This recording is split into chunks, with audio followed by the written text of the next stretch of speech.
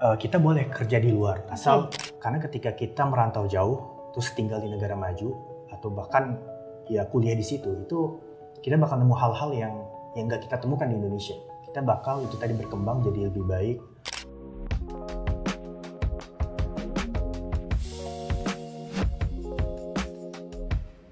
Halo semuanya, selamat datang di podcast Scholars Talk. Let's go! Episode pertama. Jadi di episode pertama ini kita bakal bahas salah satu beasiswa yang favorit banget nih buat pelajar Indonesia, yaitu LPDP. Dan tentunya kenalin, aku Laras dan di sini nggak bakal sendiri karena bakal ditemani oleh salah satu awardee beasiswa dari UK.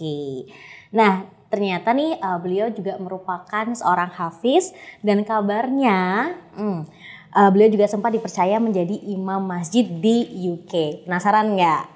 Jadi nggak usah berlama-lama, langsung aja kita kenalan sama narasumber kita di podcast kali ini. Ada Kak Idam Alwi. Halo, selamat sore Kak Idam. Ya, selamat sore Mbak Laras. Oke, ini aku panggilnya siapa nih? Kak Idam atau Kak Alwi nih? Kak Idam aja. Kak Idam, oke. Gimana kabarnya sekarang Kak Idam? Alhamdulillah baik. Alhamdulillah, mau menjelang Ramadan ya. ya. Ya, sekitar sebulan lagi. Ya. Oke. Nah, kalau boleh tahu nih Kak, sekarang ini memang lagi di Indonesia nih, karena kita lagi syutingnya di Indonesia. Itu lagi dalam rangka apa? Liburan kah atau gimana? Ya, jadi kalau untuk aku kan masuk kuliah di UK di Inggris itu kan September tahun lalu ya 2023. Dan memang program master di UK itu memang rata-rata setahun. Dan memang program aku cuma setahun kan. Jadi sebenarnya sejak September 2024 itu aku udah lulus. Gitu. Tapi sempat bantu dosen sekitar 2-3 bulan. Dan alhamdulillah sekarang dapat kerja remote sebenarnya. Tapi bukan remote sih, hybrid. Jadi nanti bakal ke Riyadh mungkin berapa bulan. Tapi untuk sekarang masih di sini, masih remote di Indonesia seperti itu. Oke, tapi tadi kan sudah selesai masa perkuliahan nih, berarti udah prosesi wisuda kah atau gimana? Nah, kalau untuk kampus aku sendiri wisudanya itu nanti Juni. Oh oke, jadi kesal lagi? Ya insya Allah, amin. Kalau ada rezeki. Amin. Jadi ya memang dan hampir kebanyakan rata-rata kampus di UK gitu sih, jadi udah lulus nih September. Tapi wisudanya tahun depan, kayak beberapa kampus teman aku juga baru buat wisudanya kemarin Januari, padahal dia lulusnya juga September. Oke, gitu. Tapi itu emang waktu-waktu yang sudah ditentukan oleh pihak kampus ya berarti ya? Kalau untuk kampus aku sendiri ya Juni kebenaran. Oke, siap. Nah, biar teman-teman lebih kenal, lebih tahu nih sama Kak Ida, mungkin boleh dong kenalan sedikit sama saya. Hai dulu sama teman-teman. Oke. Halo teman-teman, kenalkan nama saya Idam. Alhamdulillah kemarin baru lulus dari Imperial College London di Fakultas Civil and Environmental Engineering, konsentrasi di Transport Engineering. Salam kenal semuanya. Oke, senang banget pokoknya Kak Idam. Sekali lagi sebelumnya thank you banget udah mau hadir ya di podcast pertama kita.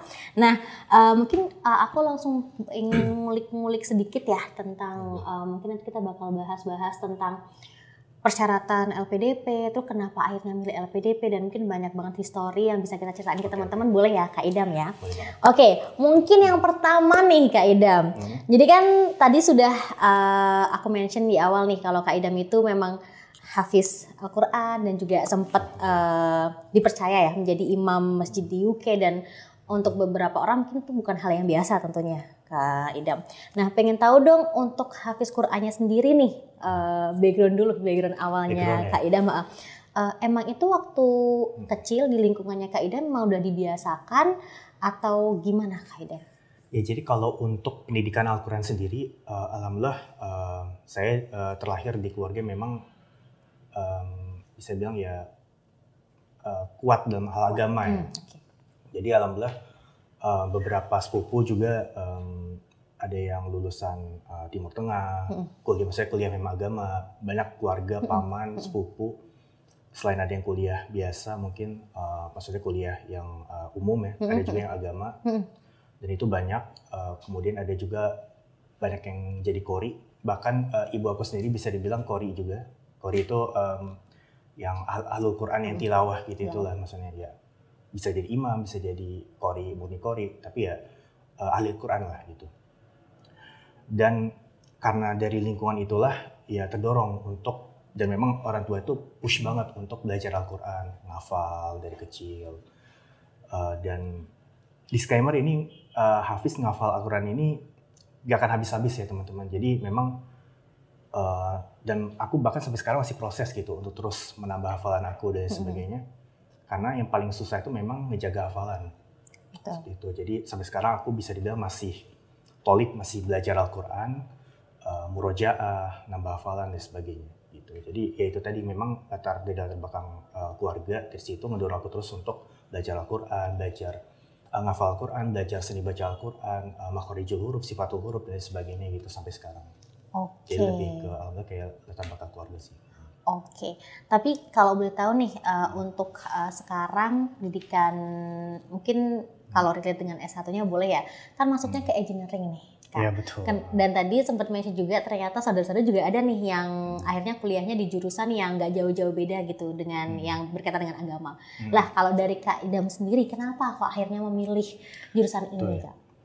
Ceritanya panjang sih, jadi sebenarnya aku memang dari kecil itu ya suka hal-hal yang eksak, maksudnya kayak fisika, matematika. Terus akhirnya sampai SMA masuknya ke IPA. Dan sejak SMP bahkan aku memang suka isu-isu pembangunan. Dulu sempat agak bimbang juga sih either masuk IPS, ekonomi, atau IPA gitu.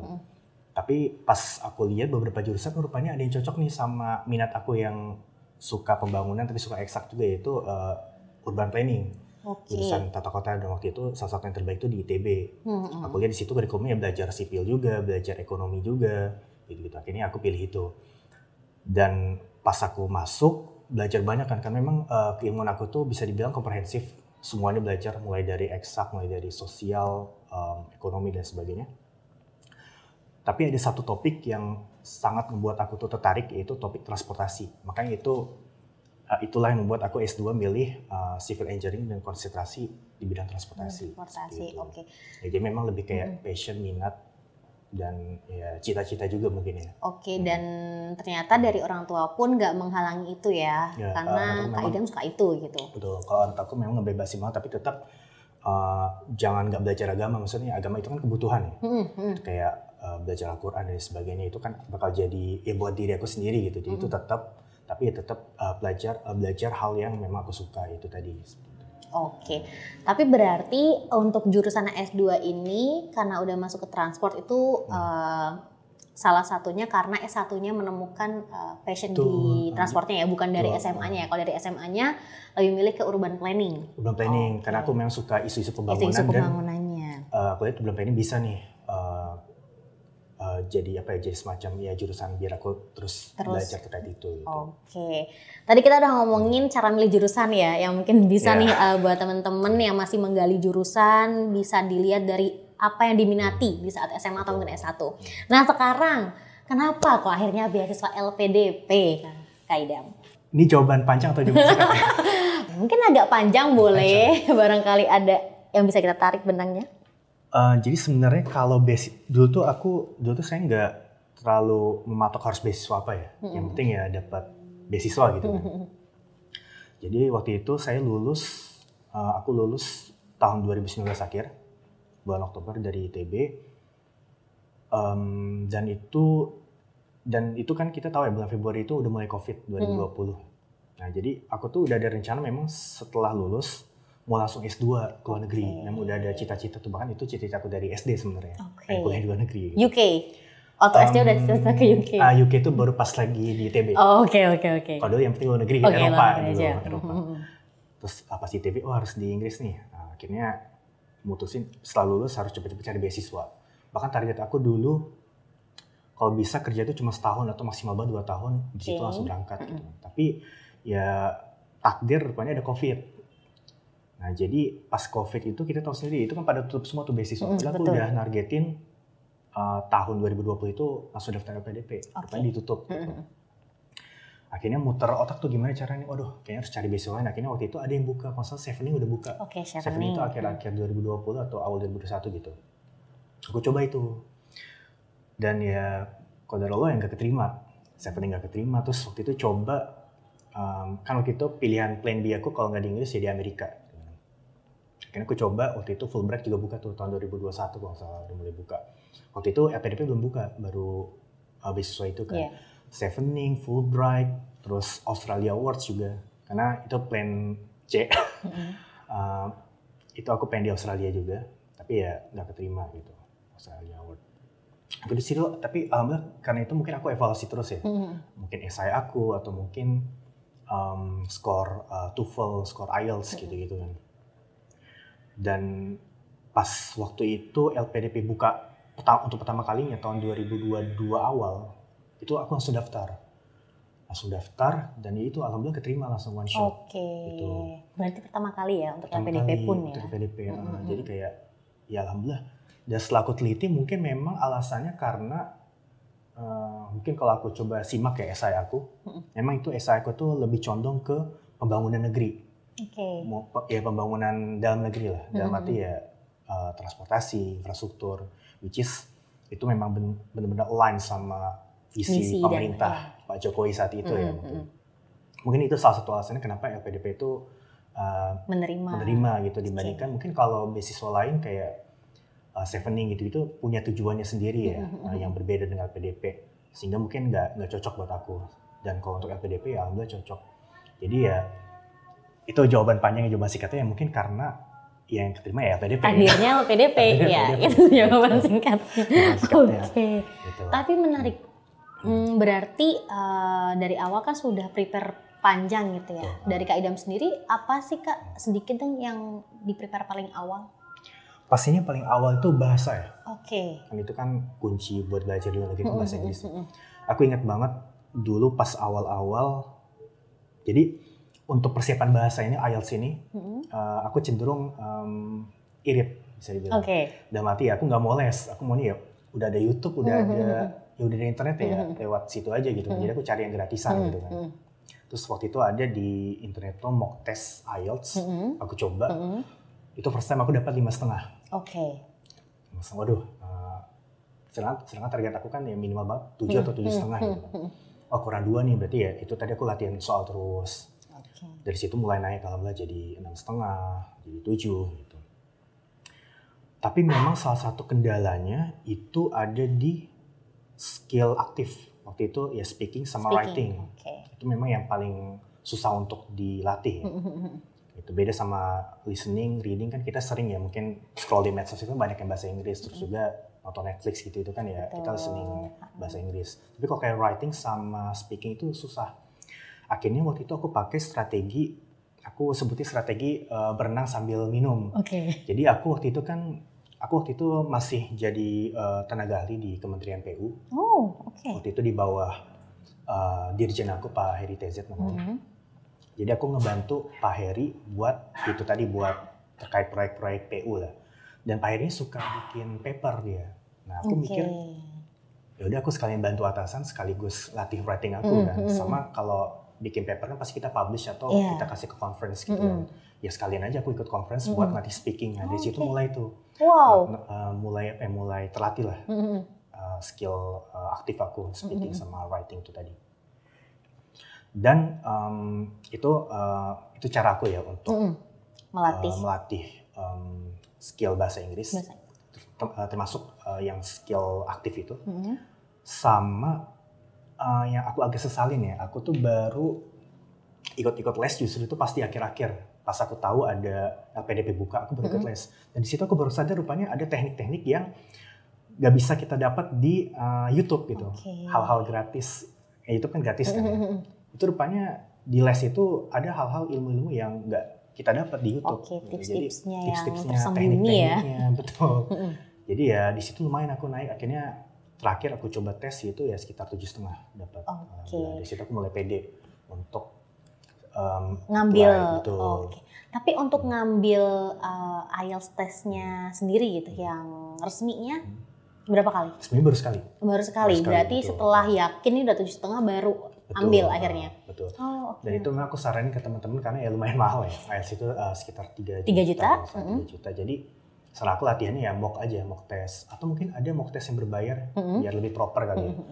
Itu ya nggak apa-apa, itu investasi kan ya. Ikut aja gitu. Jadi untuk tahu itu udah sampai mana nih skornya, apakah udah 7,5 atau masih 6 gitu.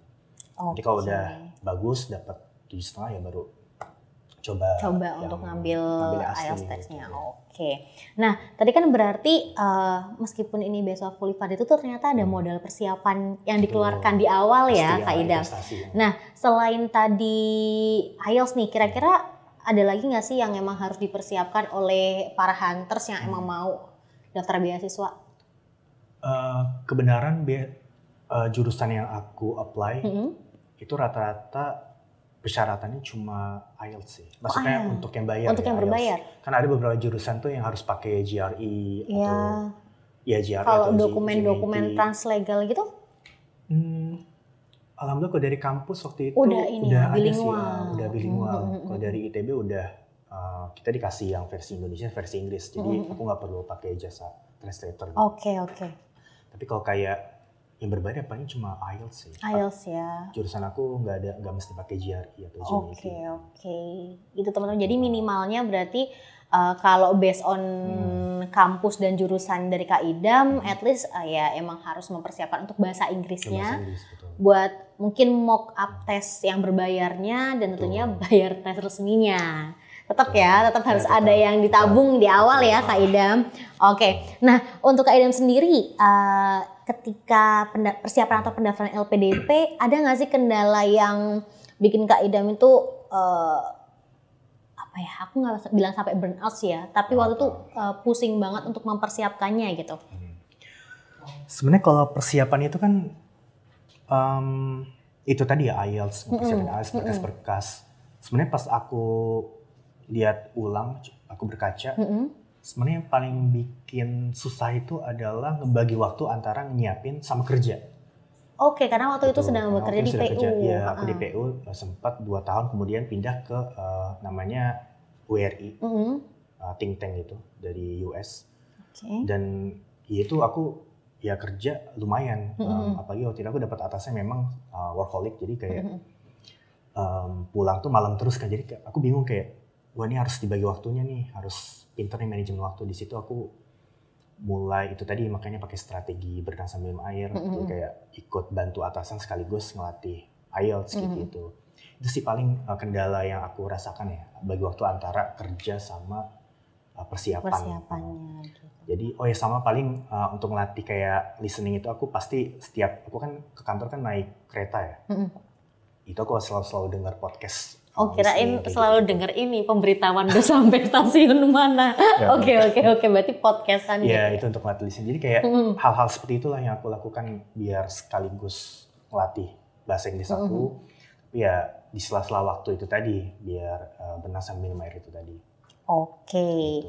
Jadi dan alhamdulillah akhirnya dapatlah LPDP setelah mencoba 4 kali ya, berarti 4 kali beasiswa ya? Iya, 4 kali beasiswa. Pertama Chevening, Fulbright, AS, LPDP. Wah, dan sekarang sudah lulus. Nah, meskipun sudah lulus nih, mungkin sedikit dong Kak Idam boleh ceritain ketika di UK-nya nih. Kan pasti kalau dari LPDP ada persiapan keberangkatan dulu gitu. Nah, tapi untuk Kak Idam sendiri struggle-nya ketika sampai di sana, ada gambaran nggak Kak buat teman-teman? Biar semakin termotivasi dan kebayang, UK ternyata seperti ini. Justru menurut aku masa-masa paling indah itu. Masa-masa paling indah? Oke. Bisa dibilang masa-masa honeymoon-nya. Oke. Jadi pas nyampe, itu kan pertama kali aku tinggal di negara maju dan cukup lama ya. Waktu yang cukup lama. Pas baru nyampe itu senang banget, alhamdulillah, wah tempatnya beda banget gitu kan. Nggak bisa dipungkiri memang tinggal di negara maju itu memang enak banget. Itu aku rasain di awal-awal pas di Inggris, di London gitu. Nah jadi itu aku awal-awal masih masa-masa honeymoon. Terus minggu-minggu pertama belum banyak tugas, jalan-jalan terus keluar kota sama teman kan. Ada orientasi mahasiswa S2 gitu? Orientasi paling, kalau orientasi kayak ospek itu pasti nggak ada. Tapi paling ya itu tadi kayak semacam acara dari fakultas mungkin dari universitas, dari fakultas terkait pengenalan gedung gitu, ya itu biasa sih, cuma sehari 2 hari. Nah itu terus ya itu 2 bulan pertama itu masih honeymoon lah, tapi sudah mulai banyak dapat tugas besar, kemudian udah mulai masuk UTS gitu-gitu. Nah itu udah mulai stres tuh, karena memang kalau aku nggak tahu ya, kalau di kampus aku memang standarnya tinggi banget, Imperial tuh memang tinggi banget. Bahkan kalau aku bandingin sama bahkan teman-teman aku yang di sana ya di Imperial yang dulunya S1-nya satu kampus sama aku di ITB, kalau ngebandingin antara ITB sama Imperial itu lebih susah Imperial. Lebih susah Imperial. Padahal ITB udah hitungannya susah. Iya, paling ITB menurut aku udah susah. Ini lebih susah lagi, lebih struggling lagi lah. Tapi dari situ aku banyak belajar. Jadi aku kayak dipaksa untuk itu tadi, untuk ngelampain batas yang aku punya gitu. Jadi kayak cara manage waktu, kemudian ya cara belajar. Aku dituntut ya. Biasanya kan kalau di pas S1 kan aku belajar ya cuma pas deket-deket ujian aja mungkin. Kalau ini harus dari jauh hari karena memang materinya banyak, dan itu kan karena Inggris itu kan ya itu materi 2 tahun di 1 tahun kan sebenarnya kan. Jadi memang padat banget, harus pakai strategi belajarnya. Misalkan pas lagi keluar kota jalan-jalan ya sambil bawa iPad buat belajar gitu. Jadi kayak harus benar-benar pintar ngatur waktu sih. Oke, wah keren. Tapi worth it kok teman-teman, maksudnya kayak untuk pengembangan diri, untuk itu tadi ya, untuk memaksimalkan kapasitas diri, kuliah di luar negeri apalagi di kampus top, Imperial, Harvard itu pasti insya Allah bakal bikin teman-teman jadi lebih baik dibanding sebelumnya. Oke, semoga makin banyak yang bisa menyusul ke kampus top dunia ya. Nah, tapi setelah tadi Mas kita bahas masa-masa honeymoon kan menyenangkan ya. Tapi kan 10 tahun tuh nggak sebentar gitu. Dan tentunya dari negara berkembang ke negara maju mungkin juga ada perbedaan kurs biaya hidup. Iya. Nah, waktu itu gimana cara Kak Idam gitu manage sehari-hari itu makannya berapa, terus kos yang dikeluarkan itu berapa, cukup atau enggak? Itu gimana Kak Idam kalau boleh tahu? Kan takutnya tuh ternyata beda jauh banget dan akhirnya di sana kita nggak fokus kuliah mungkin karena kelaparan. Atau nyari, semoga enggak ya, gitu. Atau nyari makan yang susah banget di UK ternyata gitu kan. Nah, mungkin ada nggak yang bisa dibagi sama teman-teman? Alhamdulillah ya, aku bersyukur dan aku berterima kasih banget sama pemerintah Indonesia sama LPDP, karena apa yang dikasih LPDP itu benar-benar cukup. Sehingga membuat kita tuh ya fokus belajarnya, nggak perlu part time di cafe atau apa gitu kan. Itu cukup banget. Paling ya itu tadi untuk ngehemat ya, biar mungkin kalau ya teman-teman pasti udah di luar negeri pasti mau jalan-jalan kan. Ya paling kalau untuk jalan-jalan ya memang harus berhemat. Jadi kayak aku untuk cara ngehematnya sendiri ya paling itu tadi sih, masak sendiri. Hampir tiap hari sih masak sendiri. Paling kalau kayak kepepet atau lagi masa-masa ujian itu kan fokus belajar tuh. Jadi nggak sempat masak, ya paling itu aku baru beli dari luar. Tapi selain itu ya aku masak terus. Jadi kayak seminggu 2 kali masak. Jadi sekali masak tuh buat 3 hari, buat 2 hari gitu, disimpan di kulkas ya kayak gitu-gitu sih. Jadi aku ke grocery, ke market beli bahan-bahannya, ya masak sendiri. Food prep gitu ya? Iya, food prep, betul. Itu bisa bahkan bisa menghemat sampai 30-40% kalau kita masak sendiri. Masak sendiri, oke. Karena yang pastinya lebih mahal kan untuk makanan-makanan yang beli di Wah, itu jauh mahal. Beda kalau di Indonesia ya. Kan mungkin karena ada kaki 5 kali. Nah, aku baru mau nanya. Mungkin karena ada kaki 5. Ada nggak di UK? Oh, Seblak pinggir jalan gitu? Paling bukan. Biasanya itu yang kayak di acara-acara festival itu pasti ada. Tapi kok kayak kaki 5 kayak Indonesia nggak ada. Kayak tenda gitu nggak ada. Nasi goreng itu nggak ada. Di pinggir di pedestrian itu nggak ada. Pedestrian memang benar-benar full untuk pejalan kaki. Gitu. Dan mungkin itu alasannya mahal kali ya. Jadi karena nggak ada kaki 5 semuanya di restoran, jadi ya harganya tinggi-tinggi semua. Jadi terpaksa ya harus untuk hemat ya harus masak. Pinter masak. Dan itu salah satu pengembangan diri yang aku dapat di luar negeri. Ya aku jadi harus pintar masak, biasanya sama pembantu itu atau Gojek. Ya jadi aku harus masak sendiri, yang tadinya cuma bisa masak mie goreng itu sama telur, ya bisa masak teriyaki. Bisa masak tom yum. Ya, tom yum betul. Terus mac and cheese, itu aku belajar tuh, ada temen aku ngajarin banyak hal lah, cara bikin mac and cheese, cara bikin teriyaki gitu-gitu. Jadi ya alhamdulillah bisa betul, sampai lulus ya. Ya sampai lulus bisa masak berbagai jenis makanan. Oke, nah gitu teman-teman, jadi ternyata tidak semenyeramkan itu meskipun di negara maju dan kita negara berkembang, dan tips dari Kak Idam tadi juga bisa dipakai nih buat teman-teman gitu.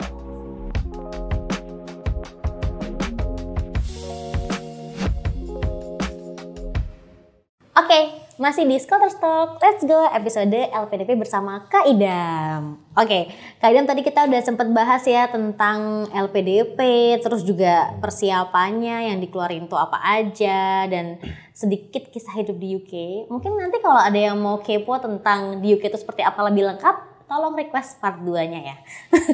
Oke, lanjut. Nah, Sekarang kita mau bahas tentang ini pengalaman Kak Idam waktu menjadi imam masjid di UK nih Kak Idam. Oke. Nah, mungkin mulai dari ini dulu sih Kak.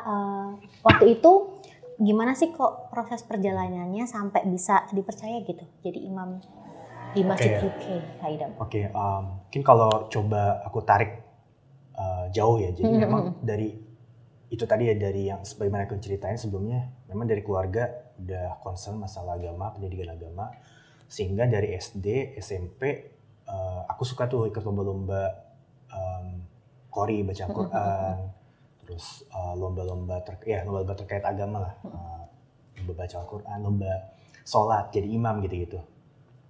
Nah, hingga waktu itu ya bahkan dari SMA itu aku udah jadi imam masjid komplek. Suka bantu kok masjid komplek itu buat imam subuh, imam maghrib setelah aku pulang dari sekolah gitu. Nah, tapi memang titik yang paling inilah paling ngubah dan mati dari situ aku mulai sering imam di masjid lain itu ketika waktu aku jadi imam di Masjid Salman.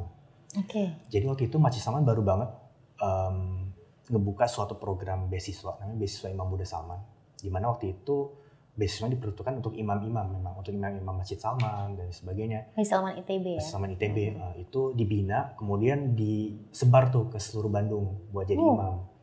Kalau ada masjid yang butuh imam, imam tarawih dan sebagainya itu kita bantu. Bisa langsung. Gitu. Dari situ aku jadi terbiasa untuk itu tadi, untuk bantu masjid jadi imam gitu. Akhirnya kebawa, jadi setelah aku lulus dari beasiswa itu, lulus dari ITB juga.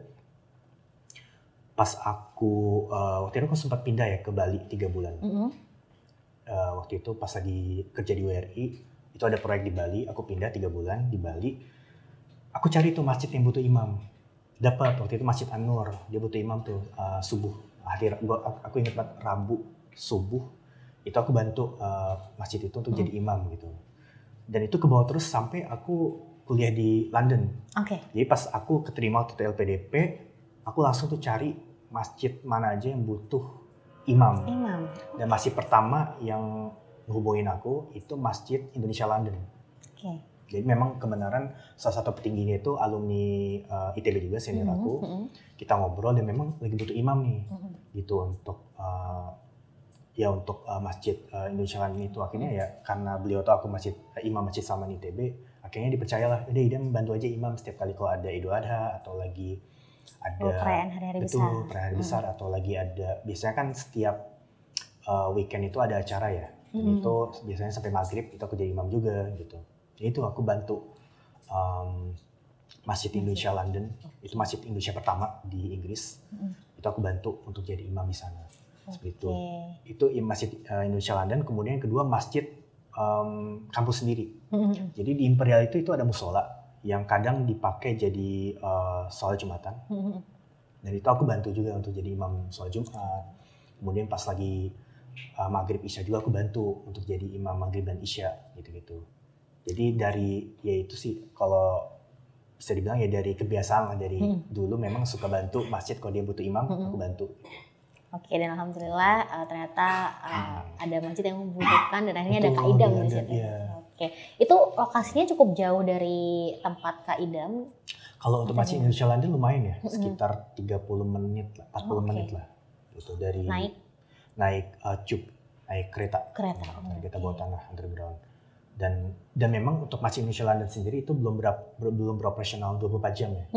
Jadi memang occasional, jadi memang kan masih proses perizinan, kan memang di London itu perizinannya lumayan susah ya. Jadi lama. Ini kita memang ditargetkan ya insya Allah tahun ini udah mulai jadi full operasional ya Masjid Indonesia London. Tapi kemarin itu belum, jadi aku bantunya cuma itu tadi pas weekend sama pas hari raya besar jadi imam. Sama pas tarawih, pas lagi Ramadan itu aku imam tarawih di Masjid Indonesia London. Gitu. Jadi ada jam operasional misalnya dari jam berapa sampai jam berapa gitu kalau di Masjid Indonesia London itu? Seharusnya idealnya, tapi untuk sekarang masih itu untuk weekend perayaan tertentu dan di weekend. Gitu. Karena setiap weekend tuh ada acara, ada pengajian gitu kan.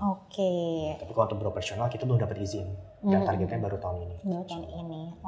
Alhamdulillah, semoga perizinannya diperlancar ya. Jadi kalau Kak Idam waktu Juni ya wisuda sekalian. sekalian ya.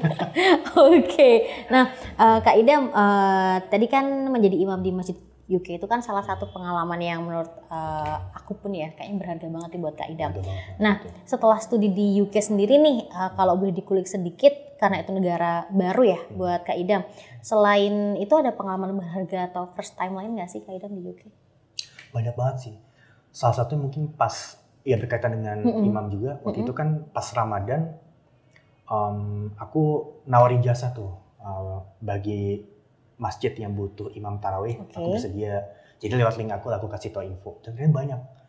Dan aku nggak mungkin ngambil semua kan karena 30 hari pindah-pindah gitu ya. Jadi aku batasin ya mungkin 3 hari sekali atau 2 hari sekali gitu.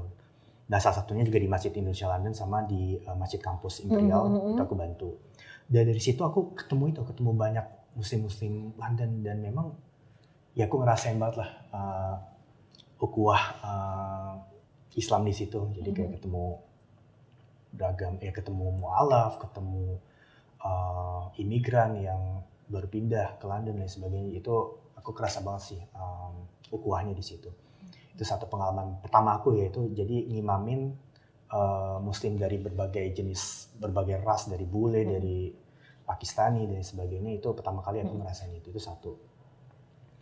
Terus berkaitan juga dengan tinggal di luar negeri dan mati ketemu banyak orang. Jadi itu kan pertama kali aku bisa dibilang ya masuk ke komunitas internasional secara intens ya. Jadi itu pertama kali aku dapat circle yang isinya itu orang luar semua gitu. Orang Inggris, orang India gitu. Dan itu aku ngerasa memang bergaul sama orang luar pastinya budayanya beda. Ada hal yang gini ya rupanya kalau di luar tuh kayak kalau di budaya orang Inggris tuh kayak gini ya, sedangkan kalau kita beda gitu. Itu banyak sekali aku nemuin. Dan ada beberapa juga yang sama, kayak misalkan kalau kita orang Indonesia kan kalau lagi rame-rame nih terus makan di satu piring gitu, biasanya nyisain satu gitu. Rupanya orang London itu, orang Inggris, British itu kayak gitu juga. Oh juga sama? Sama. Namanya Mr. Manners. Istilahnya. Jadi Mr. Manners. Jadi setiap kali makan sisain satu, jadi sebagai bentuk sopan gitu. Siapa tahu ada yang memang lebih membutuhkan gitu. Itu budaya-budaya itu rupanya ada yang mirip gitu sama orang Indonesia. Terus ya banyak sih kemiripan sama yang beda itu banyak. Dan itu ya aku jadi dapat banyak wawasan. Rupanya ada hal universal yang sama-sama kita setuju dan ada hal-hal yang beda secara budaya gitu. Jadi memang banyak banget sih hal-hal baru yang aku temuin ketika aku tinggal di luar negeri gitu selama setahun lebih. Oke. Nah, tapi Kak Idam kalau boleh tahu selain tadi kan ketemu aku bisa bilang teman, rekan-rekan ya dari internasional gitu, ada nggak sih keuntungan lainnya gitu kuliah di UK? Wah banyak banget, Mbak. Contoh yang paling baru aja nih mungkin ya. Kan sekarang aku kerja jadi konsultan untuk proyek di Saudi Arabia. Ini aku dapetnya dari link kampus. Jadi aku kan kenal sama salah satu senior di kampus yang dia tuh konsultan juga di Arab. Nah pas aku lulus, aku ngobrol lah sama beliau ini dan beliau menawarkan, Ida mau nggak nih bantu saya jadi konsultan di Arab Saudi gitu, untuk proyek-proyek ini gitu. Ya aku tanpa pikir banyak karena baru lulus gitu, dan baru selesai bantu dosen juga ya udah gas gitu kan. Gitu. Dan itu kerjanya remote jadi kayak ya untung juga gaji luar negeri tapi hidup sini gitu. Oke. Gitu. Jadi kayak ya alhamdulillah banget. Jadi kayak ya paling kesananya kalau lagi occasional aja kalau butuh kesana diterbangin sama perusahaannya kesana. Gitu. Jadi itu salah satu hal yang aku syukurin. Impact banget tadi. Iya kuliah di kampus top di luar negeri. Gitu. Linknya kuat. Apalagi link untuk kerja di proyek-proyek strategis gitu. Karena aku kerja ini kan proyek-proyek strategis Saudi kayak mungkin teman-teman pernah dengar ada NEOM, terus ada ya banyak lah proyek-proyek futuristik dari Saudi Arabia itu aku lagi bantu di situ. Wow. Jadi benefitnya banyak banget sih memang. Oke, itu salah satu benefit yang berasa sampai sekarang meskipun sudah lulus ya, Kak Idam. Oke, Kak tadi kan sempat mention nih kalau sekarang berarti lagi ngambil kerja dari temennya gitu ya, dari kenalan di senior. Nah itu boleh tahu nggak sih itu berarti kerjanya remote atau gimana dan kebijakan atau ada kebijakan LPDP yang baru kah? Iya. Karena kan beberapa tahun yang lalu kan sempat gencar nih terkait hal ini. Jadi sebenarnya kalau untuk peraturan dari LPDP sendiri teman-teman, kita boleh kerja di luar asal pertama itu tadi izin, kedua nggak boleh lebih dari 2 tahun. Jadi sebenarnya boleh kerja di luar. Karena itu tadi pertimbangannya aku pernah dengar pertimbangannya banyak hal, salah satunya biar B1 itu ya punya banyak ilmu pengalaman sebelum berkontribusi ke dalam negeri gitu. Dan untuk LPDP sendiri alhamdulillah ya itu tadi boleh 2 tahun, bahkan boleh selamanya jika yang tempat kita kerja itu lembaga internasional kayak World Bank, ISDB atau mungkin ADB gitu. Jadi ya aku pakai yang poin pertama itu tadi yang izin 2 tahun. Jadi izin dulu ke LPDP, maksudnya kita kerja nih untuk proyek luar, tapi itu tadi jadi cuma 2 tahun maksimal gitu. Sedikit dan proyek yang sekarang sedang diamankan ke Kak Idam ini relate sama jurusan Kak Idam? Relate, nah itu salah satu syaratnya teman-teman itu harus relate sama bidang studi kita. Kayak kalau aku kan sipil transport dan juga proyeknya terkait transport di Arab Saudi seperti itu. Jadi karena kebijakan LPDP sudah baru gitu ya, jadi buat teman-teman mungkin bisa kulik-kulik lagi nih, barangkali ada keinginan untuk mulai bukan berbisnis ya, bekerja dengan sesuai dengan passion ya, mungkin di lembaga-lembaga internasional kayak gitu. Nah, mungkin Kak Idam itu tadi untuk part ini, kita bakal lanjut ke part selanjutnya ya. Jadi kita pengen ada nih ngajak buat teman-teman yang memang mungkin masih takut, masih ragu gitu. Karena emang dari masa corona sampai sekarang itu kayak masanya berhenti di tahun 2019 gitu. Kalau kata ini ya, kalau kata-kata netizen gitu. Nah, boleh dong kasih message untuk para hunters atau penonton yang lagi ngincer beasiswa khususnya LPDP di 2025. Kira-kira ada nggak pesan-pesan yang ingin disampaikan buat teman-teman? Jadi buat teman-teman nih, kalau menurut saya pribadi, untuk mengetes limit kita ya, itu ada banyak hal. Tapi salah satunya menurut aku yang paling efektif itu adalah ya merantau jauh dan tinggal di negara maju. Karena ketika kita merantau jauh, terus tinggal di negara maju atau bahkan ya kuliah di situ, itu kita bakal nemu hal-hal yang nggak kita temukan di Indonesia. Kita bakal itu tadi berkembang jadi lebih baik dan maksimal untuk menuju versi terbaik diri kita gitu. Jadi aku encourage banget, aku sarankan banget buat teman-teman untuk kuliah di luar negeri, di kampus yang bagus, di negara yang bagus, negara maju. Biar apa? Biar itu tadi agar teman-teman jadi versi terbaik teman-teman. Gitu. Dan ini aku buktikan sendiri, aku rasakan sendiri memang alhamdulillah benefitnya banyak banget, Mbak. Dan salah satu kendalanya ya pembiayaan ya biasanya teman-teman. Dan menurut aku itu teman-teman gak usah khawatir. Kenapa? Karena banyak banget beasiswa, salah satunya beasiswa LPDP ini yang menurut aku sangat recommended banget. Beasiswa LPDP ini fasilitasnya lengkap banget dan insya Allah bakal ngebantu teman-teman untuk mewujudkan cita-cita teman-teman untuk kuliah di kampus top di luar negeri. Seperti itu. Dan tentunya buat teman-teman yang mungkin belum berani keluar negeri gitu dan masih pengen tahu lebih detail, itu tuh bisa konsultasi tahu Kak Idam di Scoters gitu. Jadi mungkin bisa langsung kunjungin Instagram kita dan juga website kita gitu. Ada tambahan nggak Kak Idam? Kalau boleh curhat, aku agak nyesel sih. Kenapa dulu tuh nggak langsung ke skuter saja? Tahun itu sudah ada belum ya berarti? Tahun 2022 belum ya? Oh udah ada dulu. Kan ya karena aku tadi irit itu tadi jadi baca dari YouTube. Kan lama kan jadi Mbak. Mungkin kalau aku ikut skuter jadi lebih cepat gitu teman-teman. Jadi tahun 2020 udah langsung dapat 7,5 mungkin ya. Amin. Dan kebetulan tadi karena sempat mention mock up juga, Scoters itu juga ada mock up-nya juga dan ada juga. Jadi mungkin buat teman-teman bisa banget buat mock up di Scoters. Jadi tadi mungkin beberapa informasi ya, poin-poin penting dari Kak Idam. Yang pertama tentunya kita harus persiapannya sedari awal, terutama untuk beberapa dokumen yang dipersiapin. Ternyata beasiswa itu beda-beda.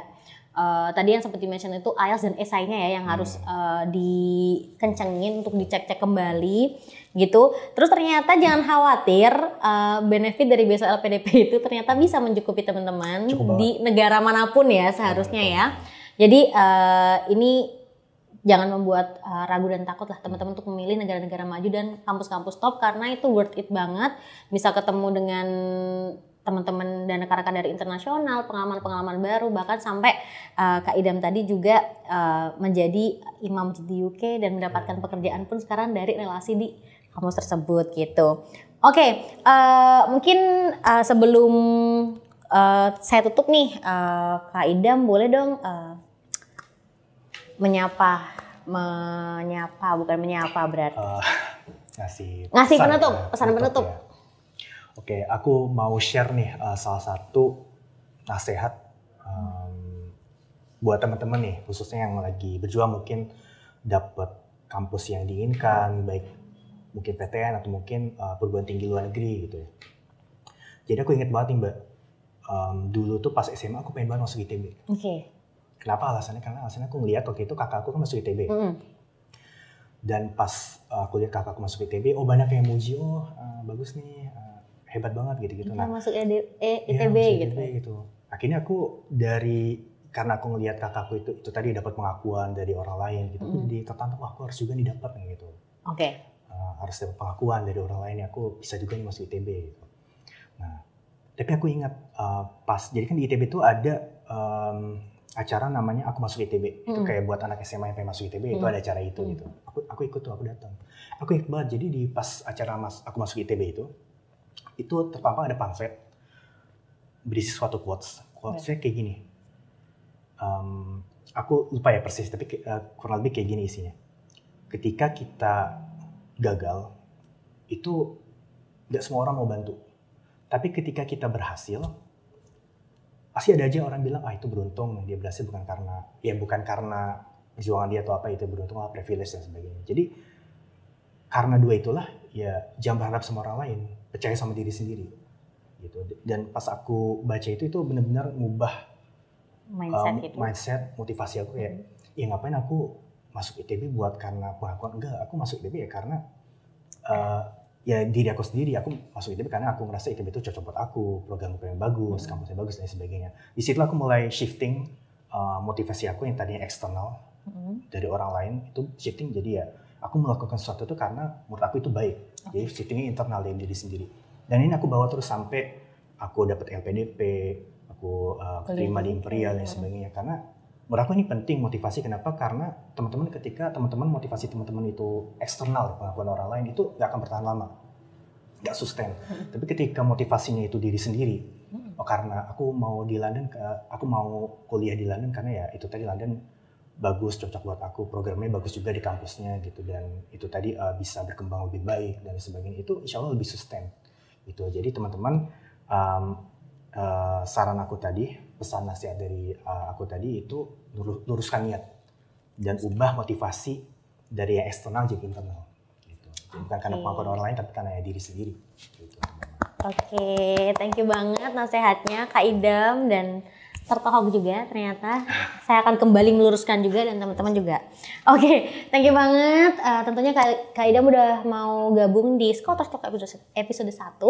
Nah, buat teman-teman jangan lupa buat komen, subscribe, dan juga like YouTube channel ini. Dan boleh kalau mau request juga next episode mau besok apa, atau mau sama Kak Idam lagi tapi mungkin kita kulik hal yang lain. Boleh banget ya. Boleh kan ya Kak Idam ya? Barangkali belum berangkat ke Riyadh sih, ya semoga aja. Jadi jangan lupa pantengin terus Scholars Talk. Let's go dan see you.